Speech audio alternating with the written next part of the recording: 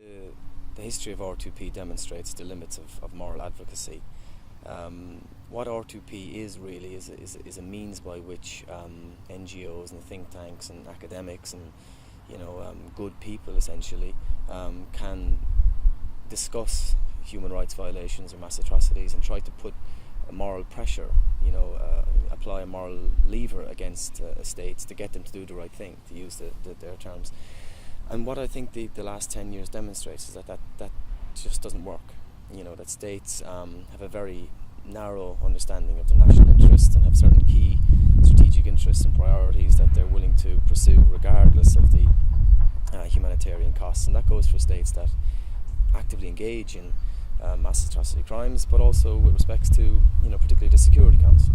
Their understanding of what it is that they should do in the world has very little scope for human rights enforcement, and you can see that played out, I think, throughout the Arab Spring, certainly. And there's a massive contrast between what states say and what they actually do.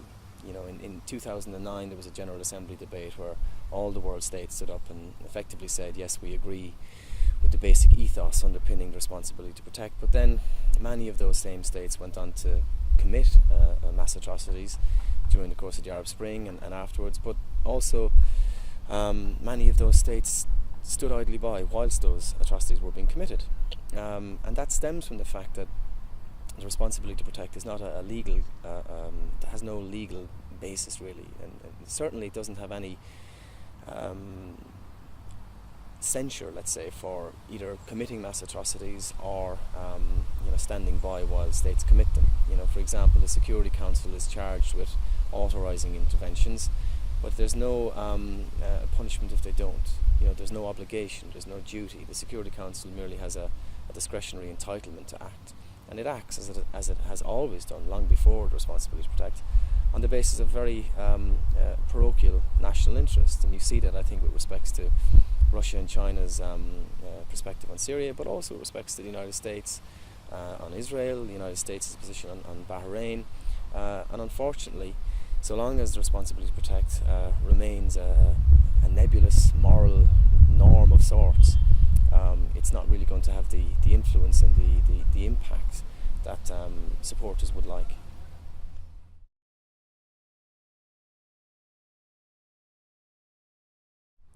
Well, I don't think you can expect states to become moral actors. I just don't.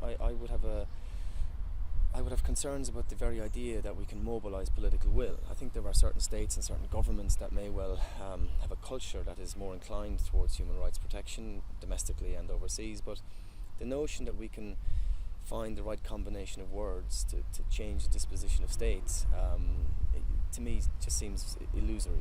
It seems like utopian. What is required, I think, is to think seriously about the basic principles underlying law. Why is it that we obey the law? What is it about the normative domestic state that enables us to walk around without fear of being attacked, or if we are attacked, somebody will come to our aid? And one of the basic principles underpinning that is the notion of a police force, of the separation between the judiciary and the executive. And these basic principles of domestic law need to be considered when thinking seriously about human rights violations.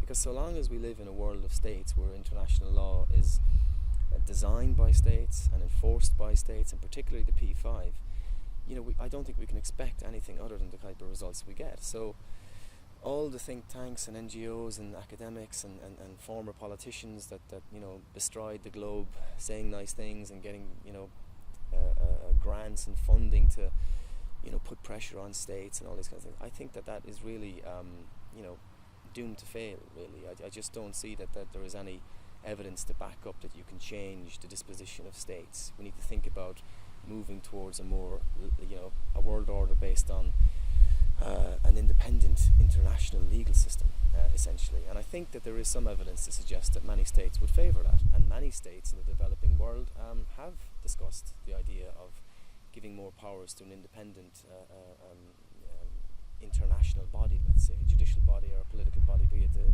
UN Secretariat or some form of international judicial body. And they're the types of things that I think people concerned about humanitarian intervention and protecting human rights should be looking into, rather than crafting new ways to come up with moral arguments in favour of intervention.